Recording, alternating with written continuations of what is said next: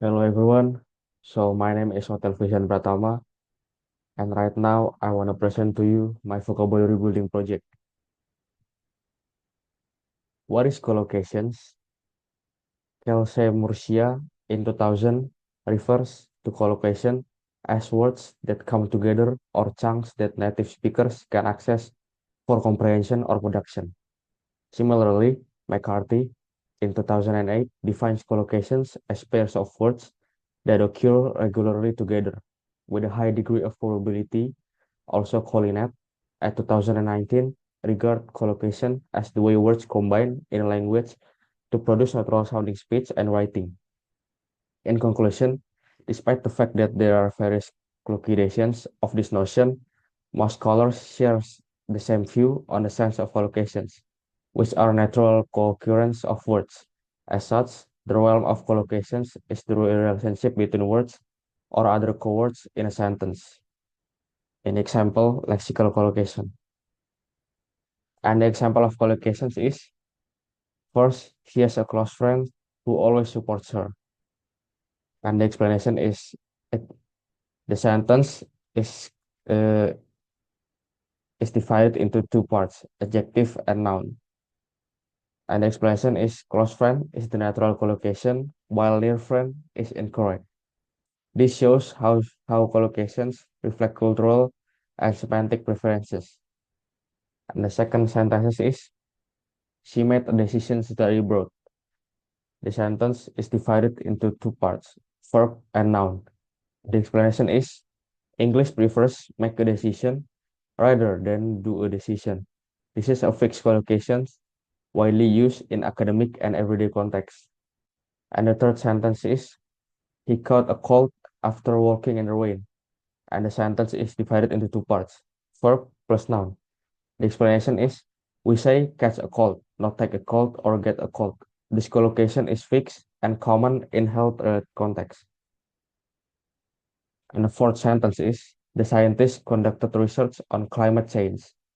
The sentence is divided into two parts, verb plus nouns. The expression is, conduct research is the standard collocation in academic writing, not do research. Journals emphasize this as a marker of formal style. And the fifth sentence or the final example is, he has a strong preference for classical music. The sentence is divided into two parts, adjective plus noun. The explanation is, strong preference is the natural collocation, not big preference. Corpus studies shows this is common in survey and research contexts. The second thing I want to talk about is collective nouns. What is collective nouns? According to some journals, like Francis in 1996, advocates a grammatical definition of collective nouns, positing that these are nouns that by definition can combine with either a singular or a plural verb.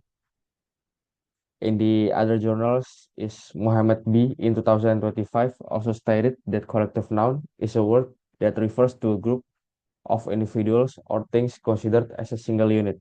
These nouns can denote a variety of collectives, such as groups of people, animals, or objects. Understanding collective nouns is important in both writing and speaking, as they allow for more concise communication when describing collections or aggregate. And the example of collective nouns is, the first sentence, a flock of birds was seen flying over the valley. Which one is the collective nouns? It's flock. Functions as a singular unit describing a group of animals. The collective noun flock encapsulates multiple birds as one entity. The second sentence is, the team is practicing hard for the championship. And the collective noun is team, used with singular agreement to highlight the group's collective effort in American English. Collective nouns more often take singular verbs. The third sentence is, the committee are arguing among themselves about the proposal. The collective noun is committee, used with singular agreement to highlight the group's collective effort in American English. Collective nouns more often take singular verbs. The fourth sentence is, the audience was captivated by the performance. The collective noun is audience, treated as a singular unit, focusing on the group's shared directions, which was captivated by the performance. And the fifth sentence or the final example is the staff are working late to finish the project. The collective noun is staff. Although morphologically singular, staff often takes plural agreement when referring to multiple employees. And here is the references I use in my presentations. In collocations, I use journals. I use two journals. The first is from the role of collocations in the English teaching and learning, and the second is from Kelsey Murcia in 2000, Discourse and Context in Language Teaching. And for the collective nouns journal, I use Alexander Lakau in 2024, Agreement with Collective Nouns, Diachronic Corpus Studies of American and British English. And the second journal I use in collective nouns is Mohammed B in 2025, Nouns in English. And that's it, I think, for my presentation in part one. Thank you. Hello everyone, my name is Otter Visten Pratama, and today I'm gonna present it to you my presentation in vocabulary building project. And the first one is we're gonna talk about case study one. In case study one, we're gonna talk about three things. The first is difficulties in second language learning. The second is how intransitive phrasal verbs support the vocabulary building process. And the third is evidence of my research. So the first sentence we're gonna talk about is the meeting ran on for more than 2 hours. The difficulties is the main second language learning difficulty in the sentence lies in the use of the phrasal verb run on, which has an idiomatic meaning rather than a literal one. Second language learners often interpret the verb run literally, leading to misunderstanding. According to Ganjendra P. in 2018, this problem is categorized under semantic difficulties, where English expressions require contextual understanding, unlike many mother tongues where a single word may serve multiple contexts. Yule in 2006 also notes that English vocabulary is highly context dependent, which poses challenges for L2 learners. And the second one is how it supports the vocabulary building process. Intransitive phrasal verbs such as run on support vocabulary building by helping learners understand how a single verb particle combination can express in the extended meanings without requiring an object. According to Ganjendra P. in 2018, second language learners often face semantic difficulties because English relies heavily on context-based expressions rather than isolated lexical items. Learning run together with the particle on allows learners to move beyond literal interpretations and develop a broader lexical network.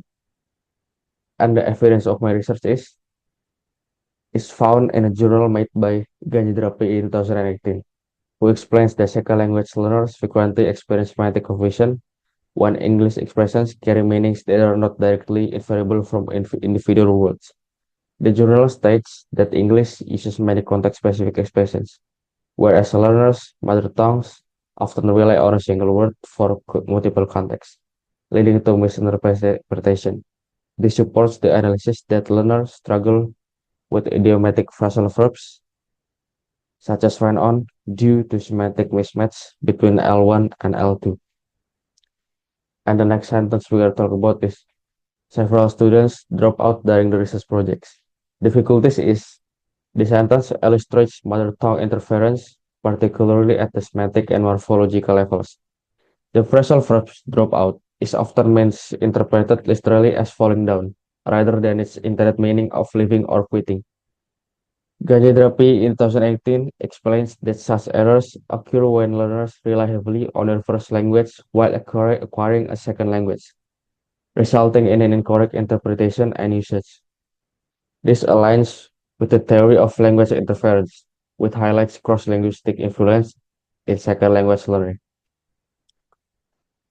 And how it supports the vocabulary building process is the phrasal verb dropout support vocabulary development by illustrating how English forms abstract meanings through verb particle combinations.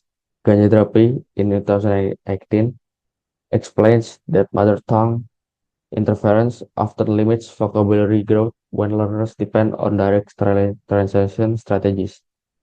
By acquiring dropout as a complete lexical unit, learners expand their vocabulary more efficiently and gain access to commonly used expressions in academic and social contexts. And the evidence of this is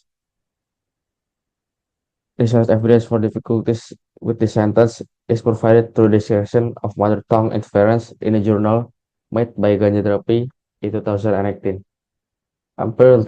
Empirically observes that learners tend to interpret second language expressions based on their first language structures, causing literal translation errors. The phrasal verb dropout exemplifies this issue, as learners associate drop with physical falling rather than its abstract meaning of withdrawal, confirming the role of L1 interference in semantic errors.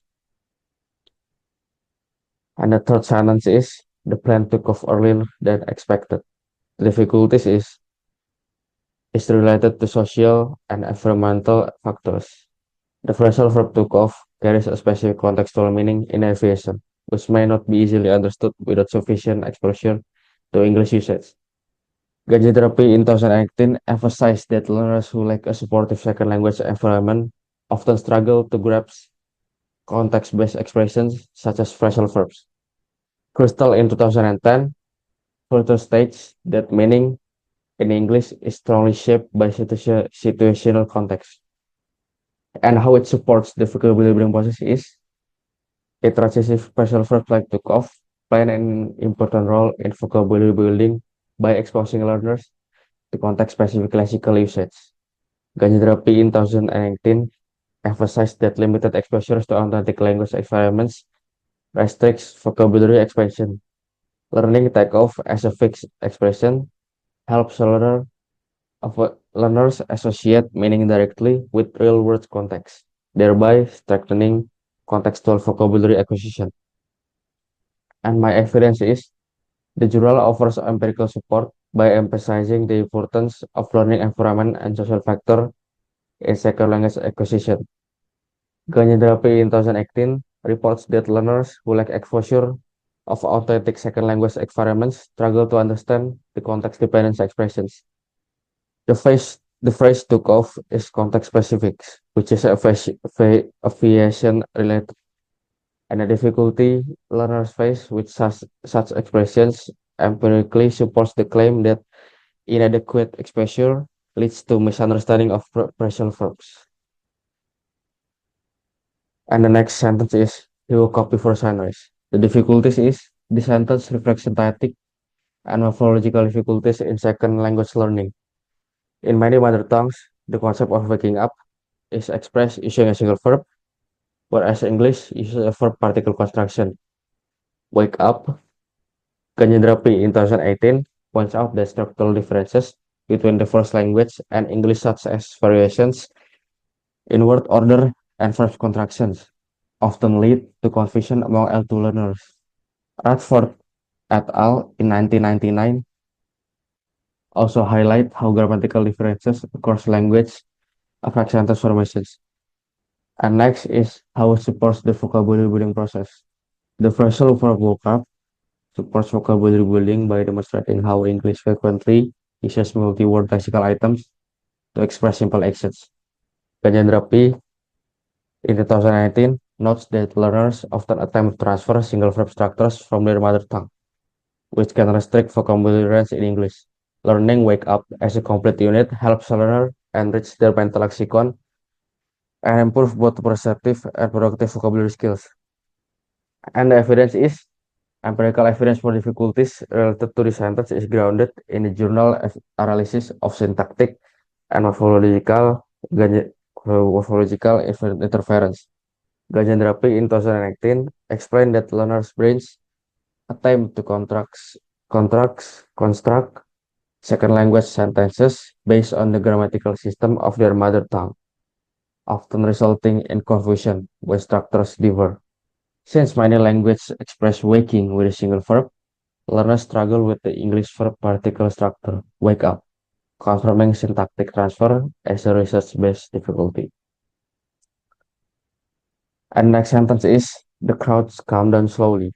The difficulties is associated with psychological and semantic factors.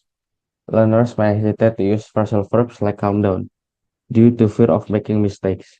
Gajendra P. in 2018 explains that psychological factors such as lack of confidence, fear of criticism, and insufficient encouragement can prevent learners from using complex second language structures effectively. As a result, learners often avoid phrasal verbs despite understanding their meanings. And how it supports the vocabulary building process is is phrasal verbs such as calm down contribute to vocabulary development by enabling learners to express emotion, emotional states, and gradual change more naturally. Gajendra P. in 2018 points out that psychological factors like lack of confidence often discourage learners from using complex structures. When learners acquire phrasal verbs as single vocabulary items, they gain confidence and are more likely to use them actively. And the evidence is the journal provides empirical evidence through its discussion of psychological factors affecting second language learning. Kaji therapy in 2018 documents that learners often avoid using complex or unfamiliar second language structures due to fear of making mistakes, lack of confidence, and insufficient encouragement. This explains why learners hesitate to use phrasal verbs like calm down, even when they understand the meaning, thus empirically supporting analysis. And here is my references of the journal I use for case study 1. Ganyan therapy in 2018, problem of second language learning. And the second journal is David Crystal in 2017, A Little Book of Language. And the third is Yule in 2006. And the fourth is Radford in 1999. And next we're gonna talk about case study 2. There's three things that I gotta talk about in case study 2, which is change of meaning from the base word and morphological process behind the change in the word and the evidence of my research. And the first sentence I gotta talk about is actor and actress. The change of meaning is the base noun actor refers to a performer who performs in theatrical or cinematic productions.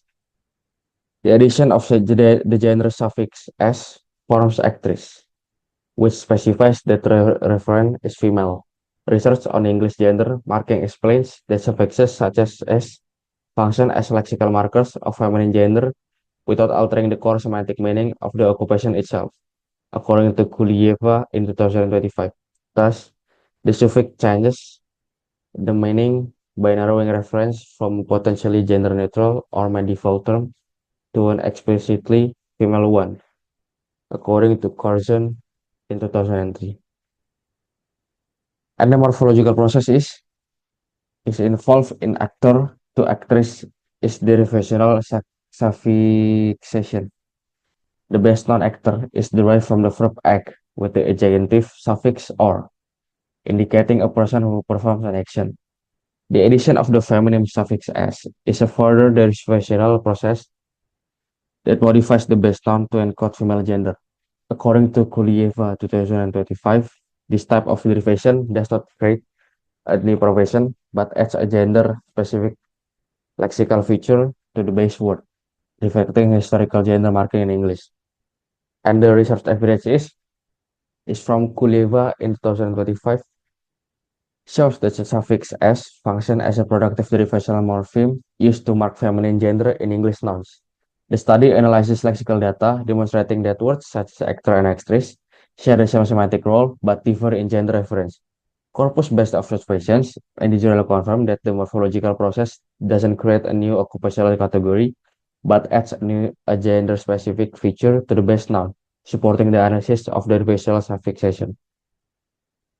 The second example is waiter and waitress. The change of meaning is in a pair waiter and waitress, the suffix s changes the meaning of the base word by echoing female gender. The professional role of serving food or drinks remains unchanged. Kulieva in 2025 explains that sans gender marked suffixes reflect historical social norms in which male terms when considered unmarked. While female terms were morphologically marked, the meaning change is therefore social and referential rather than functional. And the morphological process is the pair waiter to waitress also illustrates the reversal morphology through suffixation. The suffix "er" forms an agent noun from the verb wait, indicating someone who performs the action of serving. The feminine suffix "s" is then attached to waiter to form waitress. Kuleva in 2025 explains that this morphological process reflects a lexical strategy used in English after the loss of grammatical gender, allowing gender distinctions to be marked directly on nouns. And the evidence for my research is Kuleva's empirical analysis of occupational nouns indicates that waiter and waitress exemplify as the historical pattern in which English use feminine suffixes to mark the gender distinctions lexically. The journal documents how such forms emerge due to social role differentiation rather than grammatical necessity. This empirical finding supports the morphological analysis that the suffix "s" operates derivationally, hiding gender information while preserving the core semantic function of the base word. And the third word is prince and princess. Change of meaning is the noun prince denotes a male member of royal family. By adding the suffix "s", the word princess is formed, indicating a female royal figure. As discussed by Kuleva in 2035, English uses gender suffixes at the lexical level to distinguish male and female reference because the language no longer has grammatical gender. The suffix modifies the meaning by specifying gender while maintaining the same social rank. And the morphological process is inference to phrases. The morphological process involves the addition of the derivational suffix "s" to a nominal base. Unlike actor or waiter, prince is not transparently derived from a verb in modern English, but the suffix "s" still functions to create a feminine counterpart. Kuleva in 2025 notes that such derivations operates at the lexical level, where gender suffixes classify nouns according to gender without changing their semantic category or social rank. And the evidence of my research is empirical evidence in the journal demonstrates that nouns like prince and princess illustrate lexical gender marking in English after the loss of grammatical gender. Kuleva in 2025 provides historical and descriptive data showing that the suffix "s" systematically functions to distinguish female reference within the same social hierarchy. This supports the analysis that the morphological process involves derivational suffixation that alters reference without changing social status or meaning category. And the next word is host and hostess. Change of meaning is the word host refers to a person who entertains or receives guests. The addition of the suffix "s" forms hostess, identifying the host as female. Kuleva in 2025 notes that the gender suffixes like "s" historically emerged in contexts where social norms were strongly gendered. The meaning change introduced by the suffix lies in gender identification rather than a change in role or responsibility. The morphological process is the transformation from host to hostess is achieved through the reversional suffixation using "s". The base noun host refers to a person who entertains guests, and the suffix adds a feminine gender feature. Kuleva in 2025 emphasized that this morphological process historically reflected socially gendered roles, particularly in hospitality contexts, where gender distinctions were linguistically encoded through derivation rather than inflection. And the research evidence is Kuleva in 2025 empirically observes that the use of hostess reflects socially motivated morphological marking rather than syntactic or semantic necessity. The journal analyzes discourse examples from hospitality contexts, showing that host and hostess differ only in gender reference. This evidence supports the morphological analysis that the suffix "s" functions as a derivational marker encoding gender distinctions influenced by cultural norms. And the next word is hero and heroine.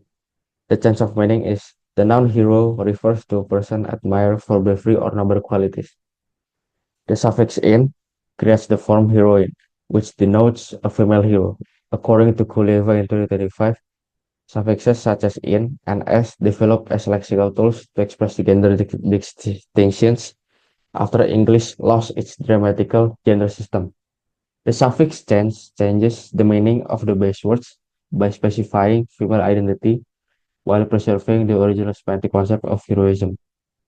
The morphological process is the morphological process in hero or heroine involve a derivational suffixation using "in".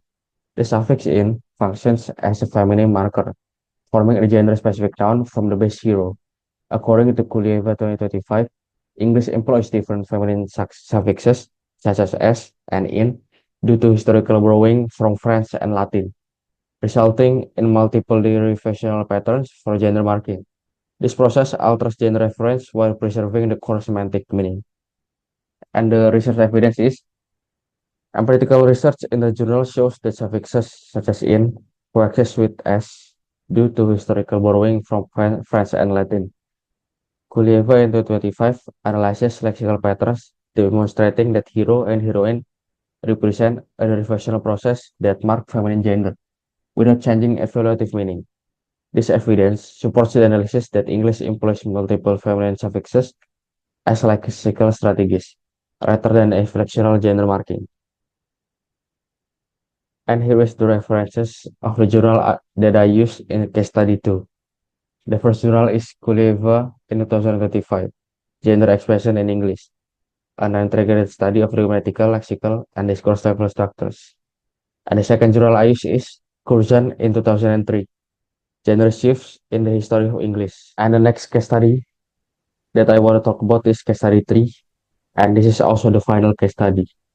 In this case study, we talk about three things: function as vocabulary units, the subject-verb agreement, and the research-based justification. The first example is the committee has approved the proposal. The function of the sentence as vocabulary units is, in a sentence, the collective nouns committee functions as a single vocabulary unit that conceptually represents a group acting as one entity. Fernandez Pena, in 2017, explains that collective nouns can be lexically stored as singular units, even though they semantically denote multiple individuals. As a vocabulary item, committee allows speakers to encode group agency efficiently without listing individual members, supporting economy and clarity in lexical usage. And the subject-verb agreement is, in this sentence, the collective noun committee takes a singular verb as approved. According to Tran and Bui in 2021, collective nouns are treated as singular when the group is conceptualized as a single unified entity performing one collective action. Here, the committee is viewed as acting together to approve the proposal, so singular subject-verb agreement is grammatically appropriate. And the research-based justification is the subject-verb agreement in the sentence reflects syntactic agreement, where the verb agrees with the grammatical form of the subject rather than its meaning. According to Corby in 2006, when a collective noun is conceptualized as a single institutional entity, it typically triggers singular agreement. Fernandez and Pena in 2017 provides corpus evidence showing that collective nouns without strong semantic pressure from plural dependence frequently take singular verbs, especially when the action is viewed as unified decision making. And the second example is the jury was divided in its decision. The function as vocabulary units in the sentence is the noun jury functions as a collective vocabulary unit that can highlight internal plurality while remaining grammatically singular. According to Fernandez and Peña in 2017, collective nouns enable speakers to shift interpretation between unity and internal diversity depending on the predicate and the context. In this sentence, the collective noun encapsulates a complex group structure within a single lexical item, allowing nuanced meaning without lexical expansions. And the subject-verb agreement in the sentence is the subject jury is followed by the singular verb was. Rana and we in 2021 explained that even when a collective noun implies internal plurality, it may still take a singular verb if it is grammatically treated as a single unit. In this sentence, the jury is viewed as one body experiencing division, rather than as individual members acting separately, which justifies singular agreement. And the research-based justification is, although jury denotes multiple individuals, the singular verbs was is justified through syntactic agreement. Under Corbett's theory, the speaker treats the jury as a single body expressing internal disagreement, rather than as separate acting individuals. Fernandez and Peña in 2017 confirms that singular agreement is common when collective nouns are not followed by plural of phrases and when the predicate describes a collective state rather than individual actions. And the next example is swarm of insects covered the field. The function as vocabulary units in the sentence is, in this example, a swarm of insects functions as a collective nominal construction where the head noun swarm operates as a lexical unit encoding quantity, cohesion, and movement. Fernandez Peña in 2017 notes that such collective expressions act as fixed vocabulary units that package semantic information about grouping and behavior, making them efficient tools for vocabulary building and descriptive precision.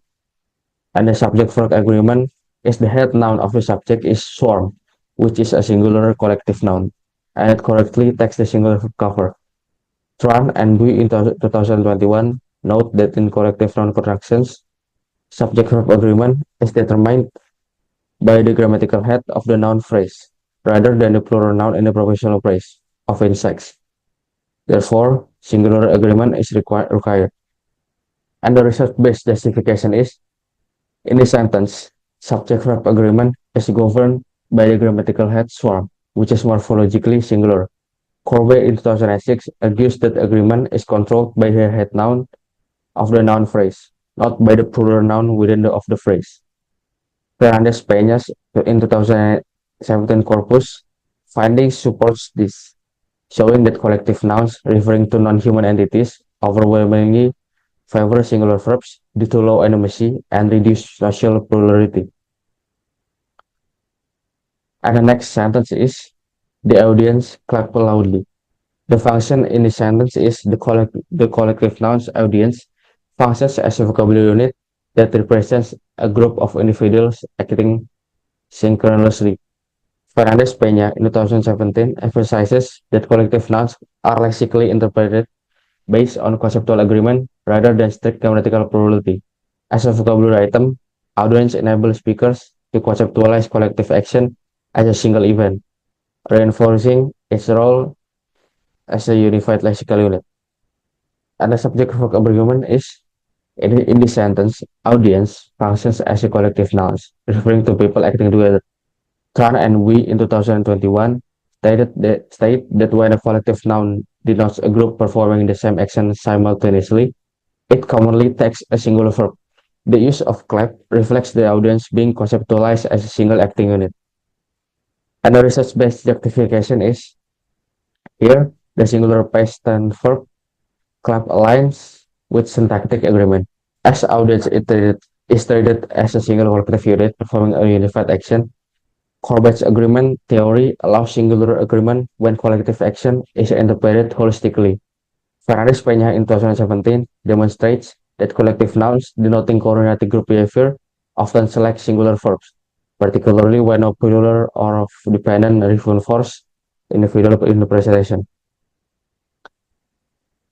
And the next sentence example is, the staff are attending a workshop today. The function in the sentence is, in the sentence, staff functions as a collective noun that is lexically plural in interpretation. Even though it lacks an overt plural marker, Fernandez Peña in 2017 shows that collective nouns can function as flexible vocabulary units, whose interpretation depends on semantic factors such as animacy and distributive action. Here, the collective noun allows speaker to focus on individual participation within the group while still using a single lexical item. The subject-verb agreement in the sentence is here the collective noun staff takes a plural verb are attending. Tran and Bui in 2021 explained that collective nouns may take plural agreement when the speaker emphasizes the individual members within the group rather than the group as a whole. In this sentence, the focus is on the individual staff members participating in the workshop, which motivates plural subject-verb agreement. And the research-based justification is the plural verb are attending reflects semantic or notional agreement, where attention is focused on the individual members of the group. Corbe in 2006 explains that plural agreement occurs when the collective noun is conceptualized as a set of individuals acting separately. Fernandez Peña in 2017 provides empirical evidence that human and animate collectives strongly favor plural agreement, especially when the verb denotes individual participation rather than collective unity. And yet, and here is the references of the journal that I used to make in case study 3. The first journal is Fernandez Peña in 2017, formal agreement with collective nominal constructions, syntactic and semantic determinants. And the second journal is Tran and Bui from 2021, the semantic features of collective nouns in English. And that's it for my presentation in the vocabulary building project. We already talked about case study 1 to 3, and that's it. Thank you.